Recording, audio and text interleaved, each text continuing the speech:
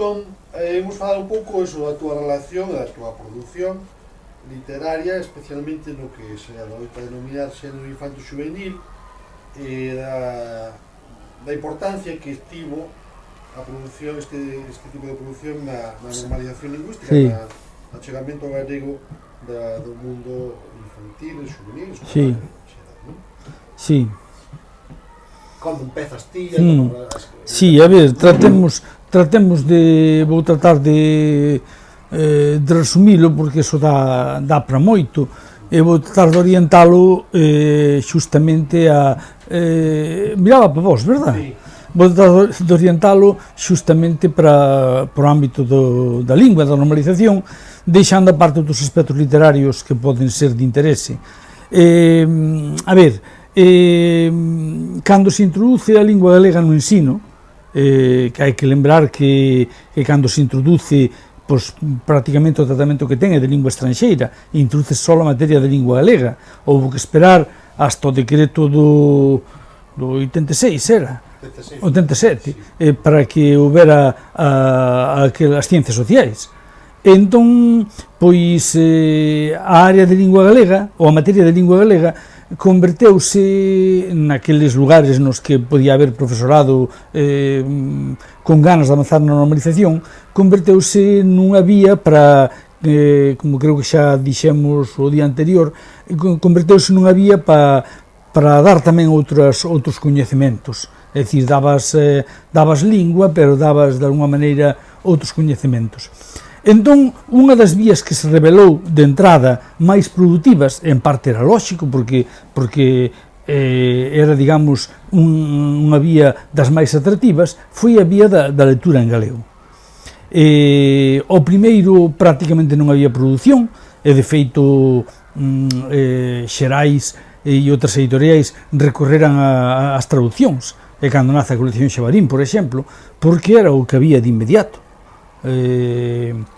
Aparece a colección Xabarín, teñen éxito libros daquela que bueno, en condicións normais quizá non o terían porque eran libros que incluso era discutible que estiveran en colección xuvenís. Estou pensando en Billy Booth Mariñeiro, por exemplo, de Melville, pero, sin embargo, pouco a pouco, que era lóxico, vai habendo unha xeración de persoas, que eu penso que é a xeración miña, que comezamos a afrontar o feito de escribir en galego para o público infantil e juvenil. Explicar por qué, porque facemos eso, é longo, creo que outro día falamos xa de cando descubrimos a literatura infantil juvenil europea, e creo que xa falamos deso, e por tanto xa está falado. Cando empezaches os libros de texto, sí, a crear... nos libros de texto empezamos a crear textos, pero cando empezo a crear eses textos para os libros, xa son textos que están influenciados por esa literatura que estábamos a ler, a literatura toda europea que renovou, non? E entón, dun xeito non que nos puxéramos de acordo, non dun xeito mancomunado, dicindo vamos facer isto, pero si dun xeito que tiña algo de xeracional, porque quizá porque estaba no aire, hai veces que hai cousas que están no ambiente e afloran aquí e acolá, outros porque éramos tamén amigos e de algún xeito nos influenciábamos, pero Paco Martín, Fina Casal de Rei, Marilar Aleixandre, Xavier do Campo, eu, Xoán Babarro xa desde antes, que Xoán Babarro era dos que levaban a experiencia xa de Bagalume, e xa para Bagalume xa fixeran contos e obras de teatro para a escola, pois empeza a haber un grupo de xente que agora temos todos de 60 anos para arriba, 60 e tantos, que empezamos a tomarnos máis en serio a publicar libros que de algún xeito se asemellen aos modelos que nós tiñamos diante, eses modelos europeos. E que non esquecíamos tampouco o herdo que tiñamos galego, pero que era moi limitado. O herdo galego, pois, limitábase ás achegas moi boas, pero tamén eran achegas máis ou menos esporádicas de Casares e de Manuel María, e o traballo de Neira Vilas. é dicir, pouco máis sabía. Algunha obra de teatro de Manolo Lourenzo e pouco máis sabía. Algo de Bernardino Graña, bueno, pouco. Para facer o exhaustivo as referencias de María Victoria Moreno. E entón nós empezamos a escribir. Cando digo nós, digo Paco Martín, que publica o primeiro libro abertamente infantil das cousas de Ramón Lamote, infantil xuvenil, ou chamalle como queiras, Xavier do Campo, que publica O misterio das badaladas, Marilar Alexandre, que escribe, aínda que parece publicado máis tarde, escribe O rescate do Peneireiro, que é un libro que eu leo gracias a que ela o presenta ao primeiro premio Merlín. Non gana, pero a min gustara moito aquela novela. Fina Casal de Rei empeza a escribir por aquelas épocas, aínda que tamén tardara algo máis en publicar. Eu empezo a escribir un pouco en serio, como xa expliquei outro día, a finais dos 80. De maneira que entre os mediados dos 80, que Paco Martín saca das cousas de Ramón Lamote, e finais dos 80, estamos publicando toda esta xente, que eu penso que de algún xeito sentamos as bases do que veu despois. Ademais, pois, éramos persoas que algúns dirixíamos unha colección, outros facíamos crítica, estábamos dentro da animación do mundo que podemos chamar da animación á lectura, de maneira que tiñamos un papel que era, digamos, poliédrico daquela, non?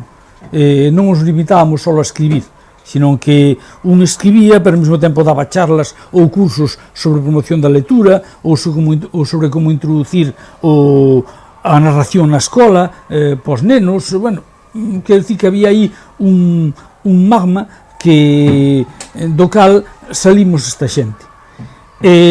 Influín tamén outras cousas, influín os concursos que se crean, igual que o concurso do Facho foi un motor importantísimo. En todas as cousas do concurso do Facho saliron os relatos de Carlos Casares. Igual que o concurso do Facho foi importantísimo, foi importante tamén o concurso do barco de vapor, que crean Galaxia ESM, e do cal sale Paco Martín, e o premio Merlín que crea Luis Mariño en Xerais, do cal sale unha produción importante, non só os libros que foron gañando, sino libros que, como estaban os xurados, podo dicilo, libros que despois foron salindo posteriormente.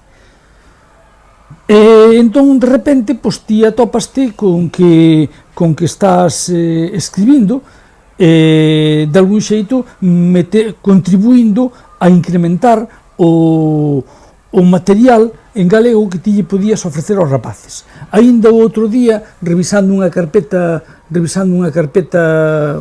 bella, podíamos ir por ela ahora, si...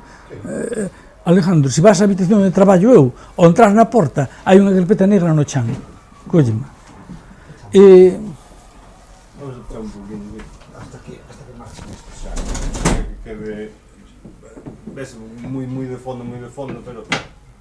Esperamos que... Na vez? Sí, esta, sí. Por exemplo, outro día, revisando esta carpeta, que é unha carpeta que tiña sin revisar desde hai moito tempo, atopei aquí materiais da estancia en Mugardos, materiais de todo, materiais desde dos contos que facíamos cos cativos, hasta o que me interesa agora ensinar, unha folla dirixida aos creo que era esta, sí, unha folla dirixida aos pais no Nadal do 83, unha folla do Nadal do 83, dirixida aos pais, no cal lles fago aos pais dos meus alumnos, lles fago relación de todos os libros que hai en galego, todos os libros infantis que hai en galego, para que lles compren algo. E claro, ti ves esta relación, e pois é o que había, e o que había era moi pouco, moito del era traducido, colección Tintín, que empezaban a salir, de Editorial Juventud, colección A Chalupa, que que editaba Galaxia, pero que a maior parte do material era de catalán, a colección O Dragón Vermello, que era unha colección que fixera a editorial moi bonita, pero que era unha colección catalana e que traducía ao galego Argos Vergara, algúns libros de Edicións do Castro, Cabaliño de Buxo, Miguel de Paz, e despois outros libros de interese. Poñíamos O Principiño, que estaba traducido por Casares, A Fantasma de Canterville, que se acababa de traducir, e para usted de contar. É dicir, que aquí prácticamente non había prácticamente nada de autores galegos.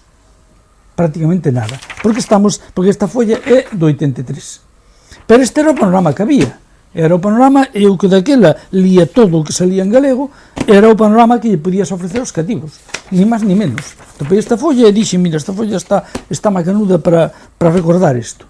E entón non é hasta uns pouquiños anos máis tarde, 3-4 anos máis tarde, cando realmente empezan as editoriais, empeza Xerais, nace aquele editorial donde publicou O Misterio das Badaladas Xavier, Vía Láctea, editorial Vía Láctea, empezan as editoriais a decatarse de que hai un público potencial, que son os cativos que están recibindo as clases de galego, e en algúns colexios determinados clases en galego, pero que non teñen libros para ler.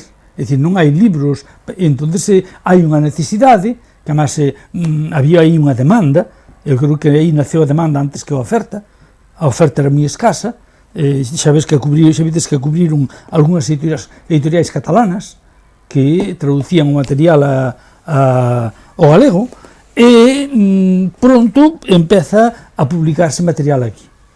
E esa xente que citei antes, unido a Antonio García Teijeiro, sobre todo no plano da poesía, e a David Zotero, pois somos un pouco os que, de casualidade, porque eran os que estábamos na idade naquele momento, pois nos toca empezar a escribir en galego.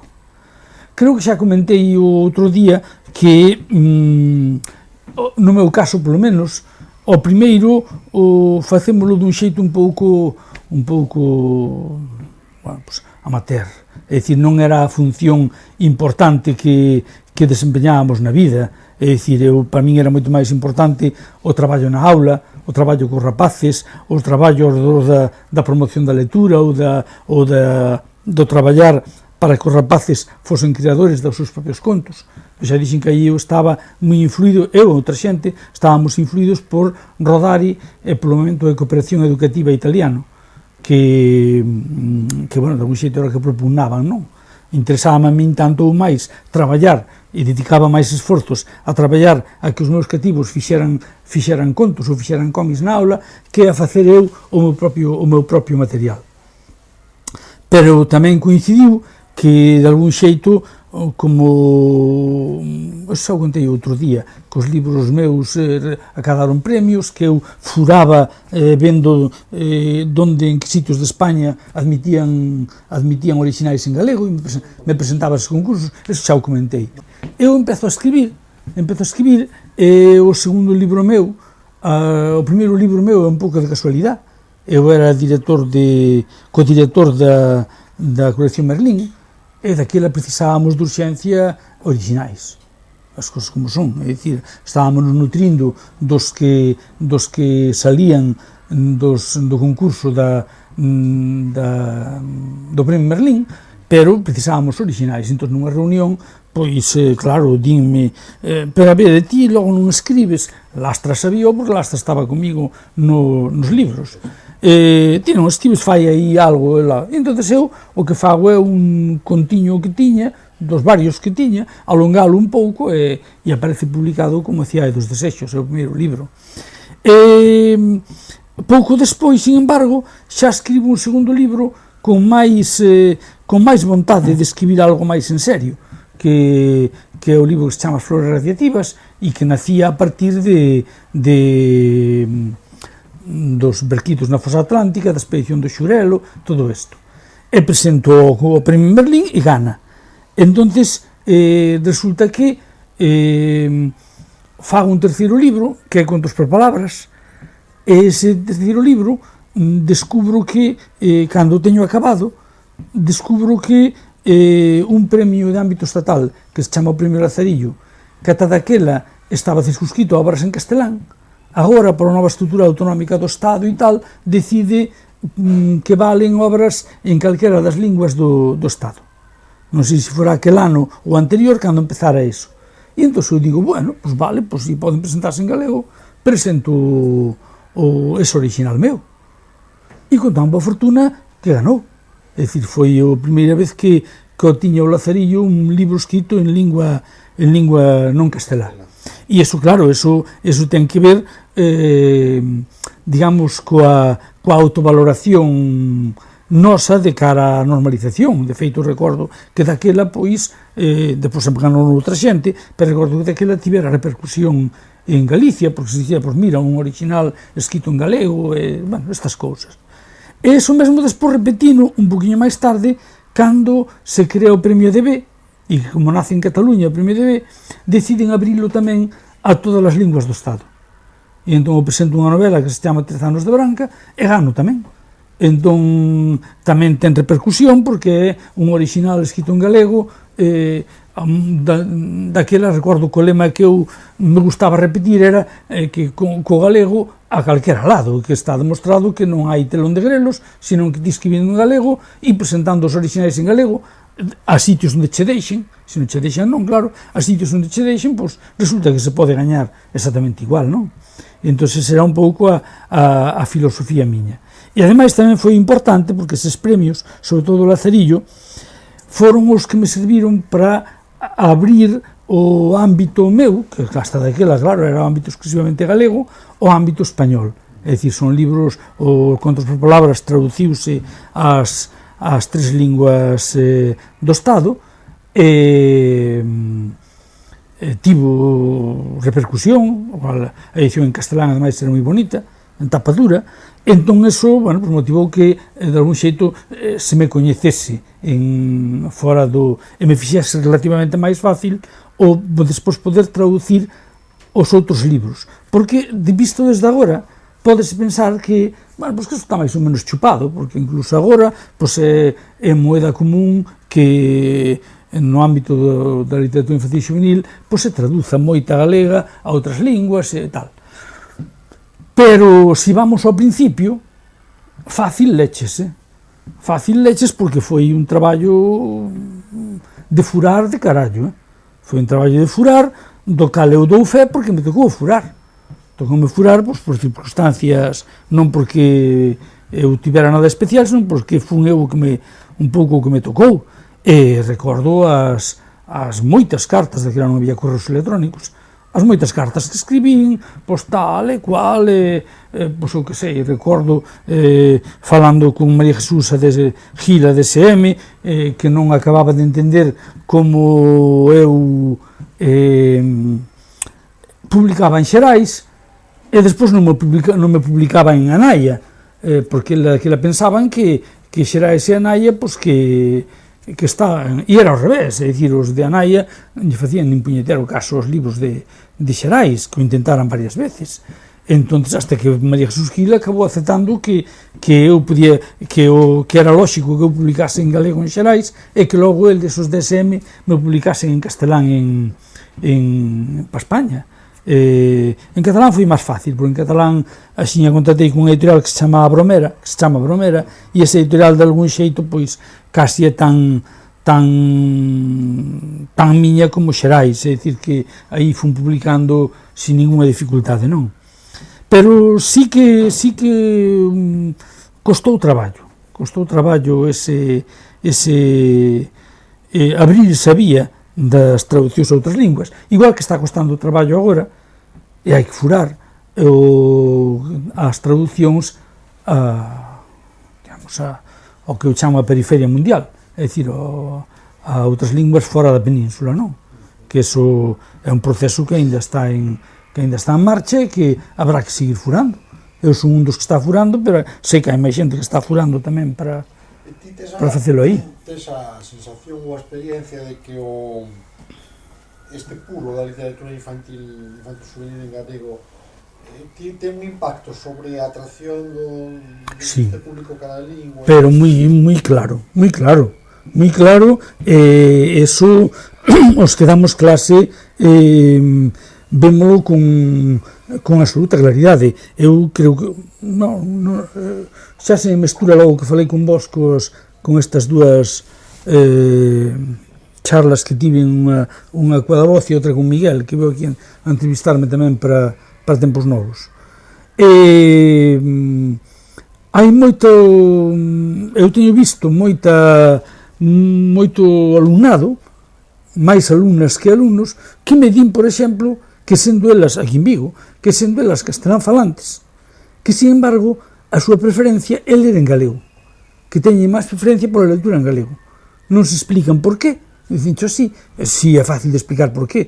É fácil de explicar porque desde a lingua galega tivemos unha vantaxe moi grande respecto aos docentes de lingua castelá, non por listeza nosa, sino que creo que por falta de listeza dos castelán falantes, dos profesores de castelán, que seguiron recomendando Don Juan Tenorio e la Celestina e el Lazarillo e non sei que, mentres que nós recomendábamos libros en galego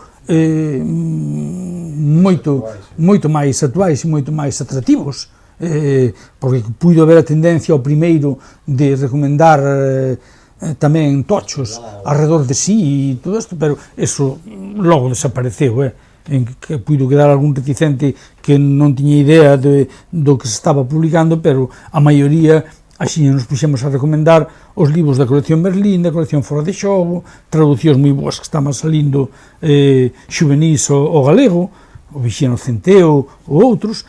Entón, digamos que o libro en galego resultaba moi atractivo para o alumnado para ler polo gusto de ler. E iso foi o que motivou tamén en boa medida que as editoriais se lanzasen prácticamente todas a facer material en galego, con maior ou menor sorte, con maior ou menor calidade, incluídos de fora, a ter tamén filial galega, porque vían que aí había un mercado e que o mercado respondía, porque senón non viñan as editoriais de fora a publicar tamén en galego, como viñeron todas.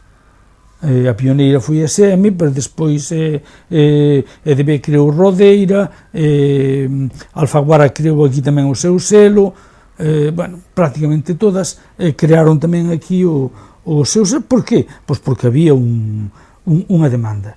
Entón, esa normalización da lectura, ou esa parcial normalización da lectura, é a que explica tamén, en boa medida, a que explica non, é a que fai un proceso de como se chama, de sinerxia, din agora, non? Coa creación, porque claro, hai lectores, vas descubrindo que hai lectores, e esses lectores, pois de algún xeito, propician que ti te lances máis á creación, e entón propician que o ámbito da creación se vai estendendo, e incluso os escritores que mellor antes eran reacios polos prejuicios a cultivar esta modalidade, pois tamén se lanzan un pouco a cultivala, crean tamén as súas novelas publicadas en colección juvenil. Nese aspecto, por exemplo, Fora de Xogo foi moi importante, a colección Fora de Xogo. Pode dicirse que o ámbito da lectura foi un dos escasos ámbitos normalizados, ou normalizados, casi normalizados, no galego durante todos estes últimos anos.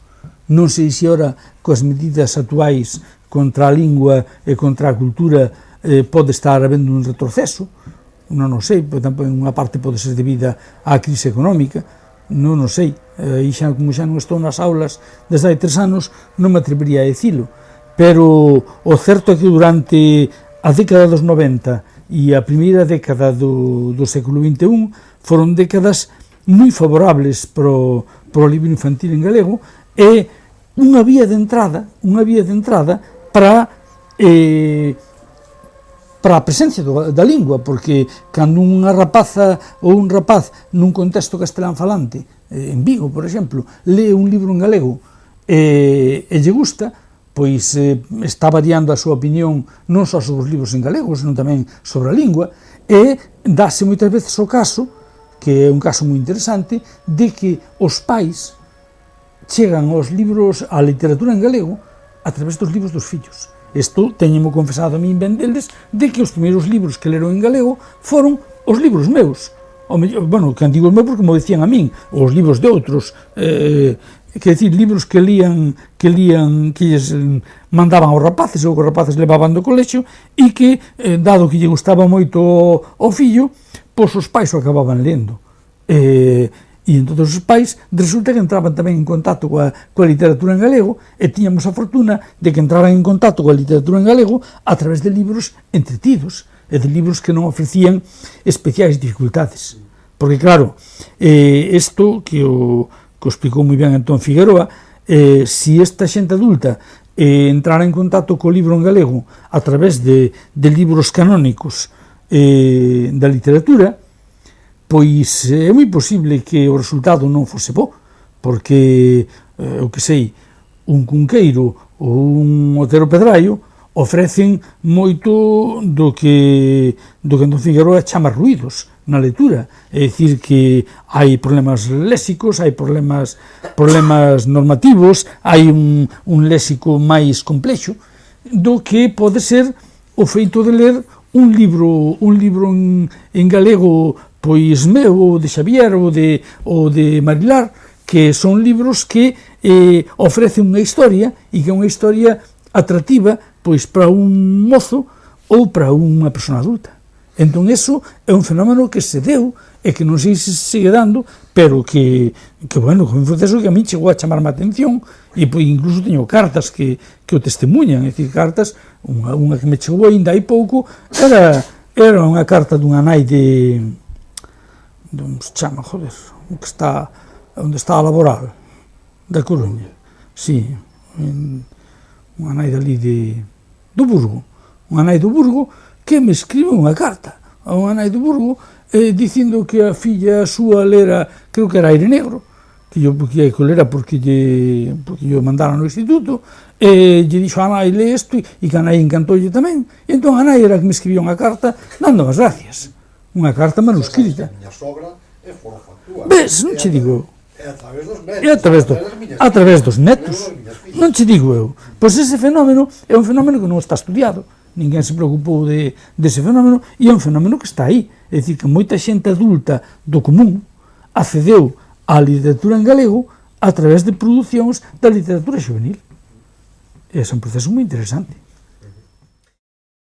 Porque antes que escritor, que empezara a escribir, eu participo moi activamente no que podemos chamar, antes chamábase animación á lectura, agora tendese a dicir a promoción da lectura, participaba moi activamente nun movimento que houve en Galicia e coincidía fundamentalmente co movimento de renovación pedagóxica, coa xente que estábamos nos movimentos de renovación, e que buscábamos unha liña de promoción da lectura dentro do contexto pedagóxico da aula. Pero claro, esa liña de promoción da lectura implicaba, dentro da concepción que defendíamos nós, e como digo nós, digo eu, é bastante outra xente, os que estábamos nesto, que era unha promoción da lectura na cal levaba implícita unha promoción global do enfoque comunicativo, que se chama. De maneira que cantas veces teño eu dado en cursiños ou en charlas o triángulo de Zulema Moret, que era unha argentina exiliada, que era un triángulo clásico, no cal nun lado era falar, noutro ler e noutro escribir, con flechas que se interconectaban, e unha frase dela que eu divulguei moito, que escoitara nunha conferencia en Salamanca esta muller, que le decía, porque escribindo como se desatan os mecanismos da lectura, no sentido de que, contra a opinión tradicional de que a lectura é o que leva a escritura, ela defendía que había que prestarlle moita atención tamén á liña que vai da escritura á lectura. Dicir, que moitas veces a escritura é a que acaba levándote tamén á lectura. Entón, nós traballábamos un montón de actividades que agora non veñen ao caso, pero que darían para unha charla monográfica, unha serie de actividades nas que potenciábamos a escritura, non só pola escritura en sí, senón potenciando a escritura para chegar tamén á lectura. E iso motivou que moita parte do noso traballo na aula fose un traballo de promoción da escritura. de facer que os rapaces escribisen e de que creasen os seus propios libros entre comillas. Aquí neste couso antigo que atopei outro día no tal, pois hai libros neste ser de rapaces de segundo, hai libros dos libros que facíamos cos nosos cativos. Debe haber algún máis por aquí, non sei se aquí hai máis ou non hai, creo que había outro, non sei, libros ou revistas tamén de contos. Este era os nosos xogos, hai outra por aí dos nosos soños, que eran este coa non falamos o outro día da merda, non se chama, a da xelatina, a imprenta de xelatina, non falamos outro día, eso está feito con a imprenta de xelatina, digamos aí por Xandri, por si nunca veu que daba de si a imprenta de xelatina. Sabes que emitía hasta colores, aquí era como unha empanada.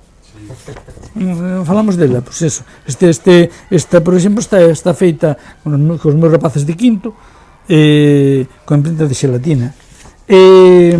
Isto fomentábamoslo moito, é dicir, os contos que pegábamos no que chamábamos o periódico noso escolar, que non era a revista Ouso, senón que era unha especie de como os da Cibaos da época de Mao. Sí, pois era como os da Cibaos, además era inspirado nos da Cibaos, porque creara eu, porque bueno, tampouco creara eu, porque eu aí tomara de libros, de libros concretos, que podría máis decir cales eran. Lembro, por exemplo, o máis complexo que fixen, unha estrutura que tiñamos en Mugardos, que era unha estrutura con varas na cal se podían pegar o formato cuartilla ou formato folio, e entonces era un periódico que se iba renovando conforme houbera novos materiais e se iban sacando, de maneira que era como se chamamos un dacibao que sempre estaba actualizado. Isto habría que ver unha foto del para que o dibuixarlo, para que viredes como era. Entonces, pero con isto que quero dicir que motivábamos moito tamén a escritura, e esa combinación de promoción da lectura e de promoción da escritura, eu penso que deu o seu froito non só en lectores, sino en xente que de algún xeito se animou a lanzarse a escribir.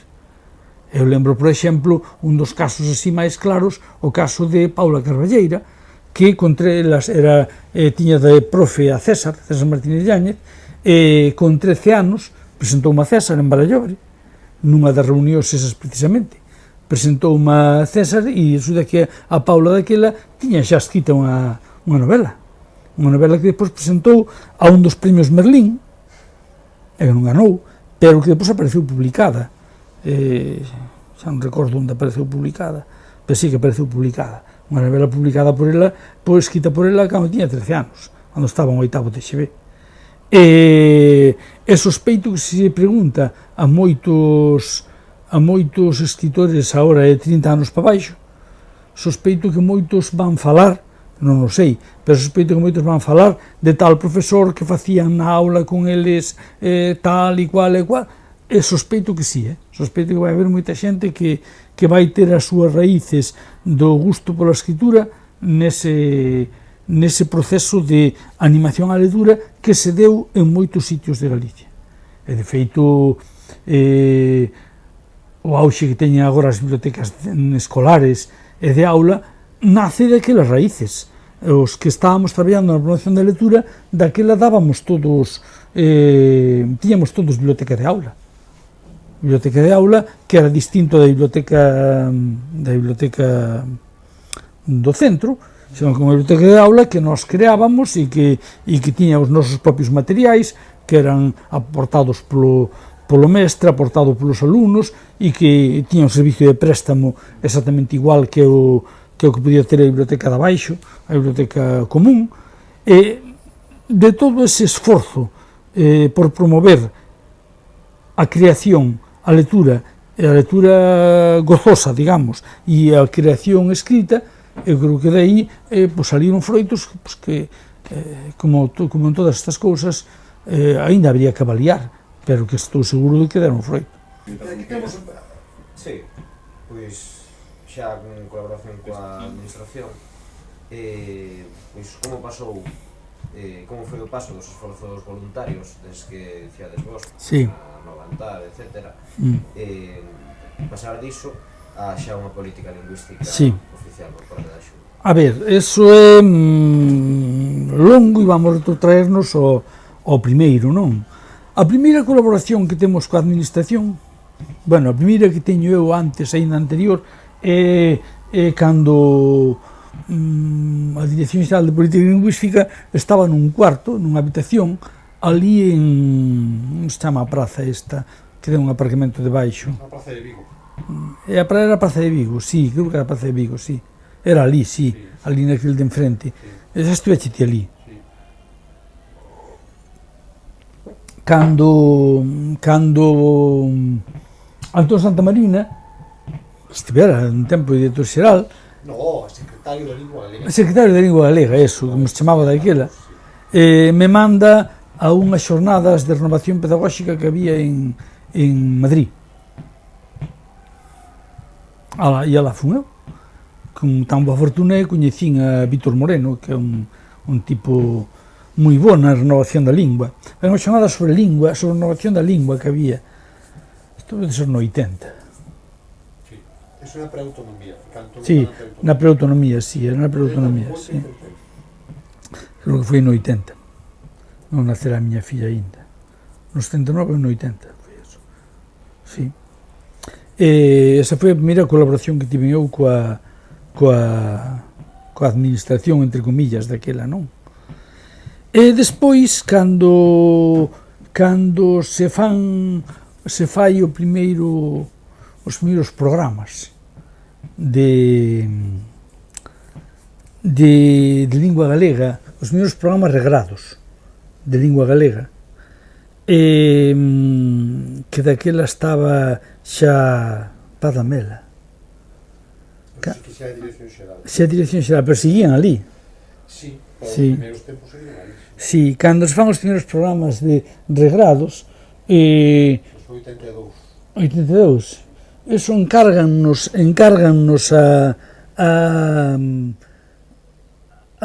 os programas de XB, encárgannos ao colectivo Aguantar. E entón sale unha publicación que é un libriño verde pequeno, te coñécelo, unha publicación na cal o que haxa escrito sobre de primeiro de XB a oitavo de XB é froito noso, do colectivo Aguantar. Que claro, isto eran uns tempos nos cales oír falar de currículo ou de algo, pois ainda era ciencia ficción. Eu recordo que o que hai de bacharelato, o que hai de secundaria, pois era digamos, o tema 1, o tal, tema 2, o nome, tema 3, o adxetivo, mentres que nós xa facíamos un intento de trasladar o que facíamos nos libros a esa programación. Xa facíamos un intento de programación que non respondía, digamos, a un programa, logo, que recordo que ainda nos motivara algunha confusión, porque logo despois, cando fixéramos, creo, o libro de quinto, se que vos ensinara, fixéramos o libro de quinto, recordo que Paz Lamela nos dicía pero eso non obedece ao mismo programa que vos fixestes. E eu trataba de explicarlle que non era así, que unha cousa era a concreción nun libro e outra cousa era o que era unha programación, non? Recordo que non entendía. Recordo que aquilo era que non se entendía. Eso houve que esperar a máis adiante para que se introducira o concepto de currículo e todo eso. Pero a primeira, bueno, e depois a través deso recordo que eu dei moito cursiño de didáctica da lingua oficial, quero dicir, que dentro dos cursos de galego había unhas horas, podían ser 2 días ou máis, nos cales, dentro dos cursos de galego dirixidos aos mestres, que recordo que Lastra deu moitos, eu dei moitas horas, que eran, xa digo, 2 días ou 3, dedicados ao que era a didáctica da lingua. É dicir, os cursos de galego para mestres tiñan un engadido final, un apéndice que era a didáctica da lingua. Que claro, era froito daquela época, porque os cursos para mestres tiñan que haber sido uns cursos enfocados desde na súa globalidade como cursos de didáctica da lingua. Pero daquela, claro, os cursos de lingua estaban orientados á adquisición da competencia. Que non estudaran lingua, eu dei moitos. Claro, que estaban orientados á adquisición da competencia. Claro, que era un dos dramas daquela, que eran cursos dirixidos á adquisición da competencia. E en realidade, pois, a mellor tiñan que haber sido cursos partidos en 2 cachos, un curso de adquisición da competencia e outro curso de didáctica da lingua. Porque moitas veces despois, senón, o profesorado trasladaba o que eran as ensinanzas da adquisición da competencia ás clases. O cal, un desastre, claro, un desastriño porque caían nunha gramaticalización da lingua. Entón, ese era algo contra o que algúns éramos conscientes daquela. Eu, por exemplo, era consciente daquela deso e recordo que as charlas miñas iban orientadas nesa liña, en explicar que unha cousa era a adquisición da competencia por parte do profesorado e outra cousa era o que a didáctica da lingua. E recordo que hai unha charla miña que eu podo pasarvos o guión, porque nunca cheguei a escribir, perdina en varias ocasións, unha charla miña sobre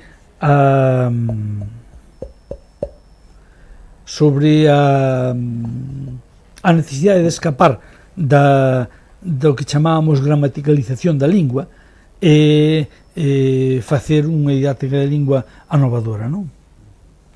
Pasa que aquilo estaba moi improvisado, me acordo daquilo, empezou casi de cero.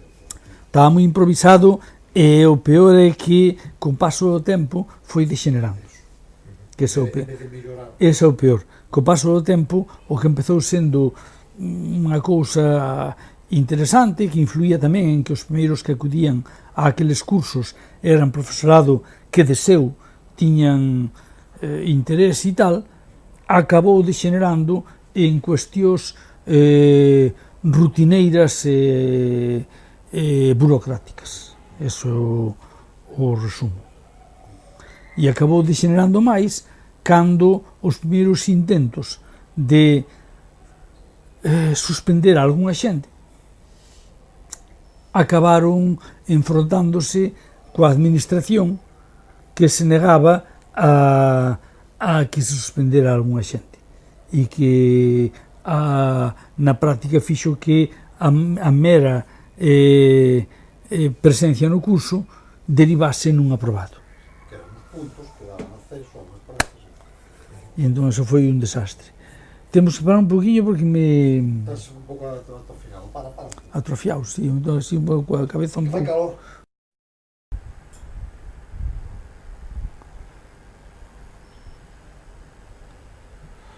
Estamos, perfecto.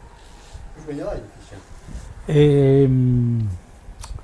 Decía que hai un momento no cal eu entro nunha etapa que vai ser de colaboración coa administración e que posiblemente, aínda non sendo mellor tan intensa ou tan interesante como a que se fai nas aulas, pois, sin embargo, vai ter quizá unha dimensión máis pública e máis influente, e que fai que o mellor a xente a coñeza máis, aínda que o mellor teña unha relevancia para min, desde o punto de vista vital, menor. Que se abre, unha etapa que se abre co meu ingreso no Gabinete de Estudios para a Reforma Educativa. É un ingreso que se produce despois da chegada ao tripartito. Chega o goberno tripartito á Xunta, e ese goberno tripartito, que está de conselleiro, aquel home, se chamaba? Educación. Sí. Aquel home que depois foi para a empresa privada. Pero sobre o de Belén tampouco me acordo. Hostia. De que era do PSOE? No, de Coalición Galega. Suárez Vence. No. Bueno, joder, xa se me acordará. Aniceto. Aniceto, E sí. unha das primeiras cousas que acordan é crear un gabinete de estudios para a reforma educativa, cousa que era insólita daquela, con 40 membros. Que éramos 40 membros do gabinete de estudios para a reforma educativa, do cal se fai un proceso de selección para o cal había que presentar solicitude de currículum. Eu presento o meu, presento a última hora, ademais, porque dubidaba, non se sabía nada, se había que estar en Santiago ou non e tal, pero recordo que estaba un día dubidando ali con Lastra en Santiago e dixme, Lastra, presenta-o, que se non, depois a renunciar tes tempos, se te escollen, cousa que era verdade.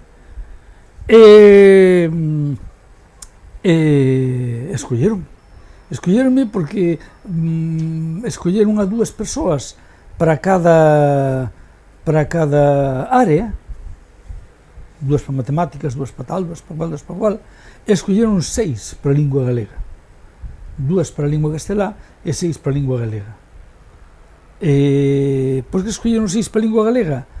Pois a cuestión era porque creían que a lingua galega, igual que os outros iban poder beber do que se fixera no resto do Estado, nas áreas respectivas,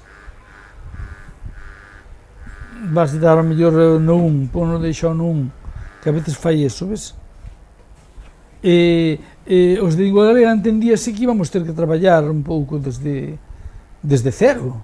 Esa é a razón de escoller 6 persoas para a lingua galega. En principio íbase traballar co gabinete en Santiago, co cal eu tuve despois de que nos escolleran, bueno, unha vez nos escolleron, deronnos un cursiño en xuño, de varios días, ali en Santiago, acordo-me que dormíamos e comíamos en San Francisco. Deronnos un cursiño no cal un pouco tamén para que nos víramos os 40, non? En lingua galega estábamos, resultaron elixidos Raba de Paredes, Jesús Valcárcel, María, como se chama María, joder? María Victoria Moreno. No, María, a que estaba casada con Malán. Bueno, María, se me acordar agora. María, eu, imos 4. É igual. No, joder, pero era importante. Xente que estábamos. Un deles era de Viveiro e era un cadro orgánico de Coalición Galega. Cabarcos, chamábase Semilla Cabarcos, e quen era outra persona que había, joder. La hostia. Pois xa se me acordará. Bueno, e outra persona máis. Éramos 6 de galego. Ai, que para acordarte de eso. Si, é que, joder, éramos 6 de galego, bueno. Hostia. É que máis dá. Bueno, resulta que entre aqueles 40, pois había moi boa xente. É dicir, que o proceso de selección foi un proceso de selección eu diría que axeitado. Había moi boa xente. A moita xente, ou algunha xente, eu xa a coñecía de antemán, porque eran xente que viñan dos momentos de renovación pedagóxica. Estaba Miguel, por exemplo, estaba Augusto Pérez Alberti, bueno, estaba unha serie de xente, fácil para calquera que este interesado coller o listado aos 40, e en lingua castelá estaban un home que se chamaba Augusto e un home de Ourense moi interesante que se chamaba Ramón, non Ramón Gutiérrez Izquierdo, non, son outro Ramón de lingua castelá, un home moi interesante, moito. Resulta que por fortuna para min, pois non, a mellor ainda dubidaría de se escoller ou non, pero por fortuna para min deronse dúas cuestións que me pareceron moi interesantes. Unha, o traballo, que máis ou menos en xuño quedou xa insinuado o que habíamos facer, e que se resumía en que en principio o que tínhamos que facer era facer os currículos para a reforma. Que resultou moi interesante, agora direi por qué.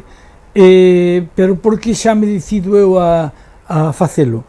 Porque donde íbamos estar en Santiago era un sitio no cal non cabíamos todos, e entón decidiuse provisoriamente que íbamos traballar, por así decir, primeiro nun lugar de cada zona e depois acabamos traballando nas nosas casas, con reunións moi frecuentes, eso sí, dous días polo menos pasábamos en Santiago, que eu iba e viña sempre con Augusto Pérez Alberti, que era o outro que había da zona de Ferrol, e con un traballo, e además coincidiu que daquela eu en Mugardos, o proceso que houbera en Mugardos de renovación e tal, pois acabara como acaban os procesos, unha xente forase, outra xente acabara, xa viñera xente nova, bueno, eu non estaba a gusto ali, de feito despois cambiei-me, e bueno, foi unha razón de máis para irme para o gabinete. E a máis que o traballo no gabinete resultou desde o principio interesantísimo, polo menos para min. E resultou interesantísimo por dúas razóns. Unha delas, porque entre as nosas funcións estaba estudiar unha serie de cuestións que a mí xa me interesaban moito a priori, que eran, como era todo relacionado co que se chama despois a aprendizaxe significativa, o enfoque da lingua comunicativo, e, ao ser de galego, todo o relacionado coa sociolingüística. Co cal, é a primeira vez que a min me pagan para ler os autores que eu desexaba ler e que xa viña lendo, pero non coa sistematicidade daquela. E entón é a primeira vez que eu me atopo lendo, pois prácticamente todo o que había de escrito de sociolingüística daquela en libros ou en revistas como en Infancia e Aprendizaje ou cuestións así. Entón é a primeira vez que eu leo a fondo pois o que había publicado de Bernstein, que era pouquiño, joder, xa ni me lembro, toda esta xente, algúns como xa os levei para o local, outros teñen que andar por aí. A xente que había publicada daquela, que tampouco era tanta, joder, seguro que te acordas ti máis. Eu xa perdín, a memoria é la hostia, a Lambert, o pouco que había del, pero máis xente, o que había de Camis, o que había de algúns cataláns que a través deles chegábamos a autores, joder, algúns estarán aquí aínda, a ver, espera, algúns están aquí aínda.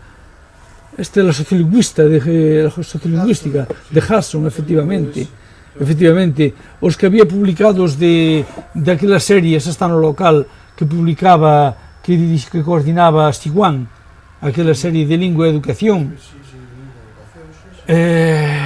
Este que está moi bonito, os cuadernos de educación de Ice Orsori, un deles sobre a educación bilingüe. Bueno, unha serie de... Os textos que había daquela, dedicados á sociolingüística, tantos publicados por galegos os publicados no ámbito castelán en libros ou en revistas, lino todo e encima descubría que me pagaban por aquilo, co cal de repente pois convertíme sin querer pois nun especialista en sociolingüística da educación. Hai que joderse.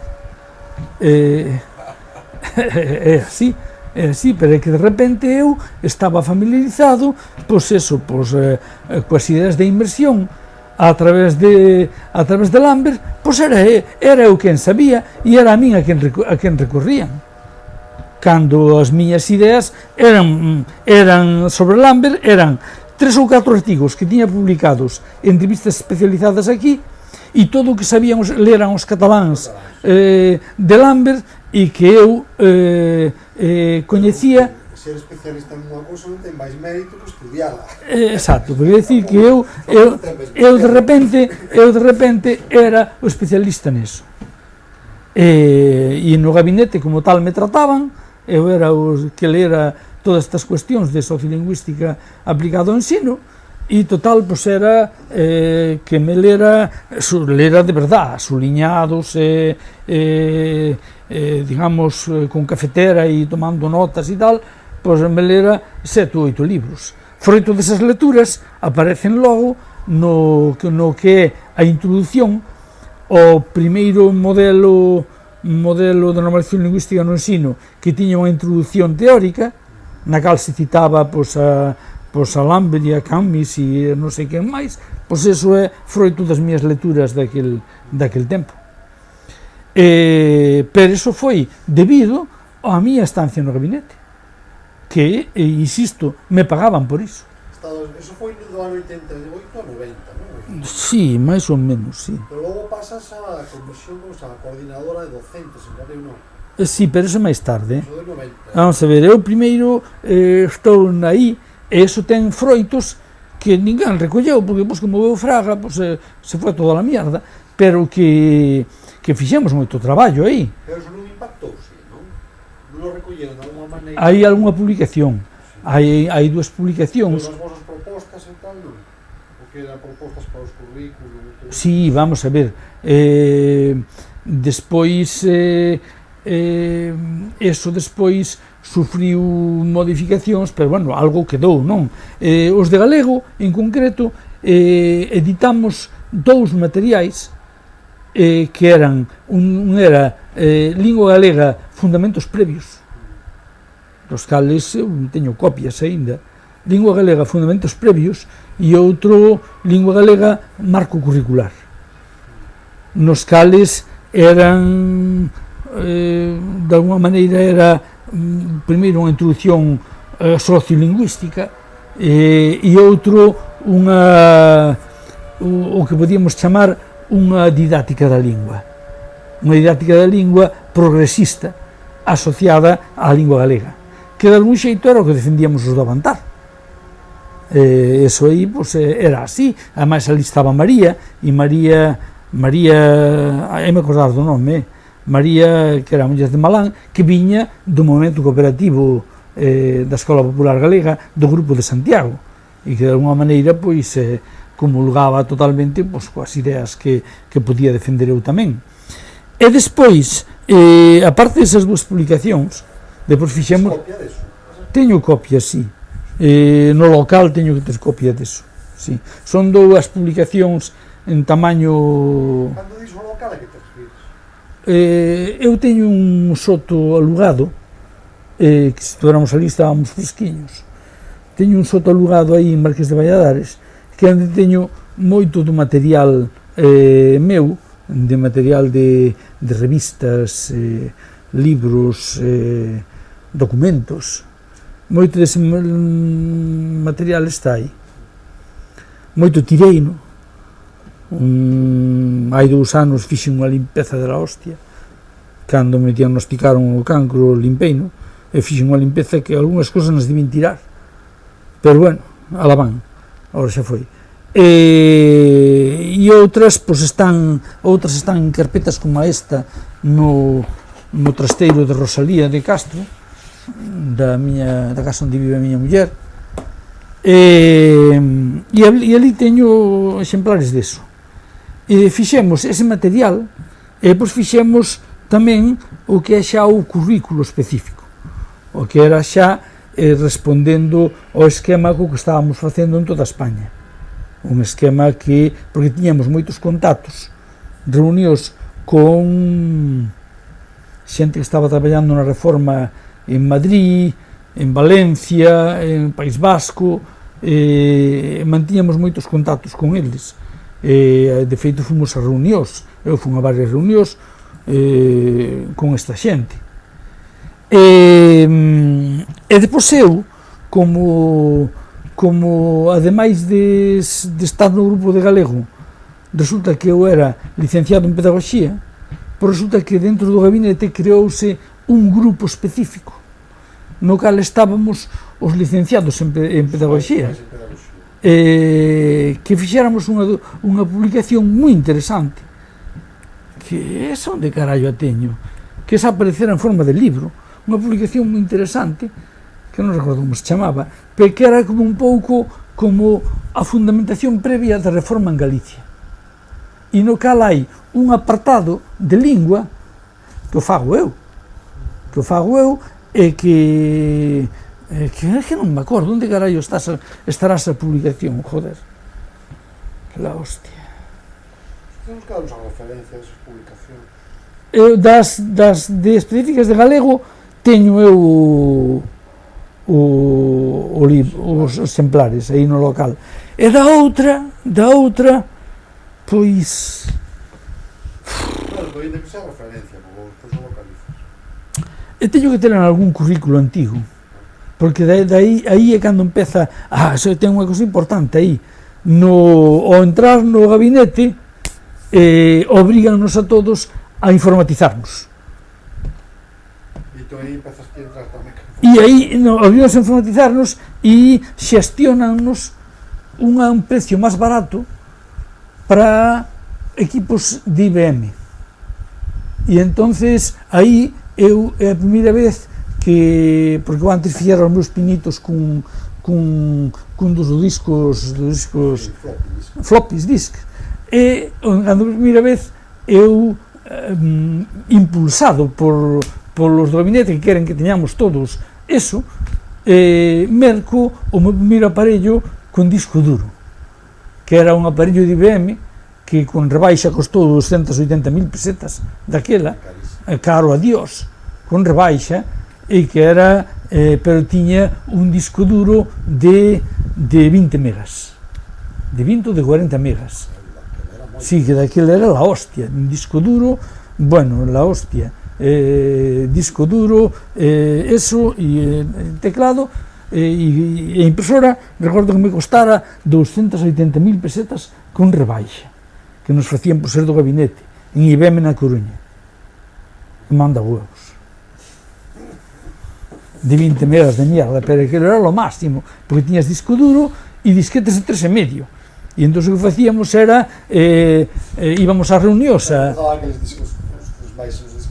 os de 3,5, íbamos a reunións ao gabinete, por eso querían, ademais, que era importante, claro, eu comprendo que era importante, en Castelao, que era o que levaba de informática ali, un tipo moi curioso, que foi o que nos enseñou a todos os rudimentos do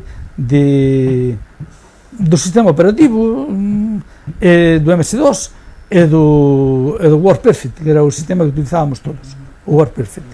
Entón era importante porque entón todos íbamos a reunións cos disquetes de 3,5, e entón todos podíamos despois poñer ali en común cos disquetes de 3,5. Entón eso era unha forma de traballar, hostia, estábamos en la cresta de la ola, estábamos na vanguardia daquela, sí señor, no gabinete, todo Dios co seu ordenador na casa, e todo Dios cos seus disquetes. La hostia. No, e iso é importante porque de aí empezo a ter documentación informática. É dicir, que ainda que non apareza o libro, eu teño unha carpeta no cal expón gabinete debe estar en discos de 3,5, no cal teño todo o que escribín para o gabinete, que é moito de Dios. Me pasaba o día escribindo na casa ali en Bugar. Canto tempo estivedes traballando por aí? No gabinete estivemos 2 anos, porque pasados 2 anos perde as eleccións o tripartito, chega a Fraga e deciden que o gabinete vai quedar un residuo en Santiago e el resto nos vamos a la mierda. Unha cousa, ti, como biches, non sei que se tiveches unha relación ou non, e se non, como biches os equipos de normalización lingüística, porque eso foi no 91. O de equipos de normalización lingüística, eso hai que contalo. Dentro do gabinete, unha das 40 persoas do gabinete, xa dixen que no gabinete había xente moi interesante, o gabinete dirixía un home que era de latín, de Santiago, como se chamaba, un tipo macanudo, como se chamaba? De Santiago da Universidade? No, daba clases no instituto, como se chamaba, non me acordo. Eso hai que coller a lista de xente do gabinete. E no gabinete onde coñezo a Manuel Regueiro, que entra como un dos 40 membros do gabinete, como un dos escollidos para filosofía. Ele e Miguel eran os de filosofía.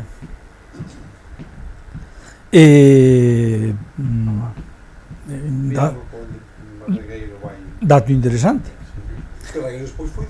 O ano seguinte, é dicir, no segundo ano do gabinete, Regueiro, ao empezar o curso, xa non lo presentan non como compañeiro. Bueno, compañeiro de alguma maneira, claro, vivira todo un ano con nós, e era un tipo que falaba moito, ademais, moi interesante desde o punto de vista de filosofía, que era o seu papel no gabinete, pero que nun momento dado non o presentan despois, ao acabar aquel curso, como o que? O director xeral, era así, era porque sí, estaba Adolfo Abel Vilela. Sí, non presentan como director, presentanlo como director xeral, efectivamente. Me acordo porque obrigan a dimitir, pero xa contra os últimos meses do goberno bipartito exactamente, e entra Regueiro, que era militante de Coalición Galega, e por tanto entra dentro deso. E nós, claro, para nós, pues, os de galego, pues, decíamos macanudo, porque era un tipo que levábamos un ano traballando con el, ainda que só foran nas reunións colectivas, e ahora, pues, decíamos, vale, pues, tipo, pues, ahora ti estás aí de editor xeral, pues, moi ben, é dicir, fenómeno. Pero traballamos moitísimo no gabinete, eu lembro-me, eran unhas condicións para min extraordinarias. É dicir, eu lembro-me na casa eu tiña ali o ordenador, tíamos 2 reunións á semana, creo, e marcábamos nos traballos, hai que facer tal, hai que facer cual, tal, e lembro-me na casa escribindo ali todos os escribires, borradores e tal, porque levábamos moitos borradores e claro, que discutíamos e que, bueno, para acabar, como típico de traballo en grupo, e lendo, e tendo a obligación de ler cousas que me interesaban moitísimo, que era todo relacionado co enfoque comunicativo no ensino da lingua, que estaba vendo moitas cousas, e todo relacionado coa sociolingüística aplicada ao ensino. Entonces, claro, maravilloso. A cambio, Miguel e Maiseu, pois non sei por que acabamos sendo Miguel e Maiseu, non sei.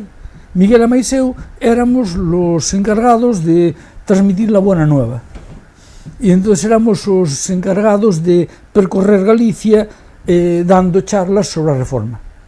Eu recordo estar en todos os sitios ali, collías o coche, dormías onde fora, no sitio en que foras, na rúa, en Viveiro, falabas coa xente e pois volvíaste para a casa, foron 2 anos moi interesantes,